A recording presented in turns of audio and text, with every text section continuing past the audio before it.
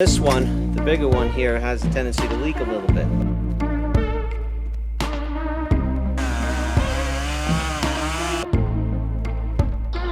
Oil is actually coming out from somewhere else.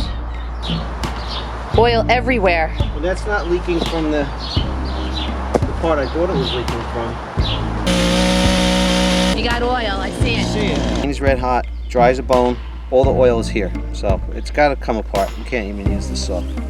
Not right now. And we just got it back from the shop. You know, right back in here, this tube goes to a little pickup off the tank, but it looks kind of dry there. I don't know. Picked up the chainsaw off the table to take it upstate for the first time. It's been repaired, and every drop of oil that was put in it has leaked out. Is it leaking from the tank? I honestly don't understand. This thing is leaking like crazy. It's not fair. This chainsaw is a piece of crap.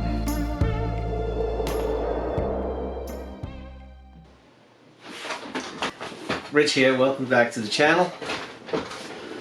I've been meaning to make this video for quite some time now. I'm going to talk a little bit about the story of our experience with this Husqvarna 440E chainsaw. We bought it in 2017, I believe, and at the beginning we really didn't use it too much. So I really didn't think much of it. You know, I used it once or twice, and I noticed a little chain bar oil down by the bottom of the saw, and I didn't really think much of it because I figured it probably is normal for the little oil to drip off the bottom of the bar after you use it. Next season came around when we went to use it again. I was like, there's quite a bit of oil here on the bottom of this saw. So I took it apart a little bit and I looked around. I really couldn't figure out where it was coming from. I mean, I don't know much about chainsaws, but I do have a mechanical background and I'm not afraid to take things apart. And I got a pretty good idea how this chainsaw should operate. I looked at it, couldn't really figure out anything. The next trip we went upstate to use the thing, we noticed it leaking quite a bit more. So we brought it to a local shop up there. He wasn't an authorized service center or anything for Husqvarna, but he was a local guy up there and he knows the stuff and he sells Husqvarna and he specializes in Husqvarna. So he looked at it, really couldn't find anything wrong with it, let him sit overnight on his bench, came back the next day, it hardly leaked at all. So, I don't know. Then we brought it back to the woods, we started cutting with it, we were like, this thing ain't right, there's just way too much oil coming off this thing. It started leaking from like an area other than the bar. I just shut it off and put it down. The chain is red hot, dry as a bone, all the oil is here. So it's got to come apart. You can't even use the saw. Not right now. And we just got it back from the shop. We just paid to have it looked at. Get an idea. I had a feeling that it might be leaking from here because you know, right back in here, this tube goes to a little pickup off the tank. But it looks kind of dry there. I don't know. It does look dry there. No, I see oil. Well, you should see oil there because the the oil gets pumped out of the tank into the bar right there. Oh, okay. See? So that should have oil on it. It should have oil. And it's normal to see a little drip here and there, but the thing emptied out. So let me get a rag. Not happy. So I knew there was something going on. We just couldn't figure out what it was. I called Husqvarna, actually, and they were very nice on the phone. They said no problem, the thing is still under warranty. It actually had a 2-year warranty and we had like 1 month left on our warranty. So we brought it back to the guy upstate and he looked at it again. He took it apart a little further and he showed us that the actual casing where the oil tank, where there was like a factory seam, the glue probably wasn't glued properly and it was leaking from the seam. So then I was like, oh, okay, well at least we figured out what it was. I called Husqvarna. We got it down to the shop down where we live here on Long Island. We brought it to them. They took care of it. They changed the entire case. They gave us back the saw. The saw sat for a couple weeks. Then we went to use it again.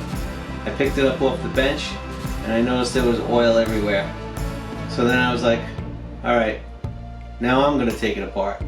When I took it all apart, tried to take a look around, can't figure out anything wrong with it. Put it back together, called the service center. Then they took it again, they told me then it was the oil pump that was leaking. So they changed the oil pump. So then I got the saw back again from them. And again, it sat for a couple of weeks before we were ready to use it. Then after that, we finally go to use it, we pick it up, and there's a puddle of oil underneath it again. So I'm like, oh. I'm like, you know, at this point, I'm just like fed up with this whole thing. I've had enough with Husqvarna. They were very nice on the phone. You know, maybe I got a lemon or whatever it was. But finally, they replaced the saw. They replaced the power head of the saw, gave me the bar and chain. Stayed the original bar and chain I kept, and they just replaced the power head. Gave me a nice saw. I guess it was like a remanufactured or something. I'm not sure if it was brand new or whatever, but it looked new. It looked really good. It started right up, and it ran great. But at that point, I was pretty much done because every time I wanted to use the stupid thing, I was having a problem with it. So I decided to sell it and upgrade to a more powerful saw, the STIHL 271 Farm Boss. And that saw has been great. It's a little heavier and it's way more powerful. And it's going to be more useful for us what we want to do, cut some bigger trees. So that's the story. So in the end, I'm really glad that I got this STIHL chainsaw. It starts right up, it seems reliable, and if I do have any problems with it, there is a local service center for warranty service right in the area, probably about 10-15 minutes away. And as far as I could see, there's no chance of any leak happening of bar oil. So that's a plus. I hope this video was informative to you. I have never seen anything like this before with a saw. But then again, I don't have a whole lot of experience with chainsaws either, so. If any of you guys out there have ever seen anything like this, feel free to give me a comment down below.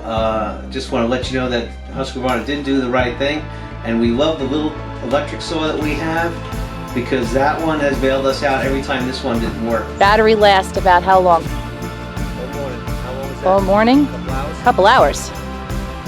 So, once again, thanks for watching. Thanks for subscribing, and we'll see you on the next video.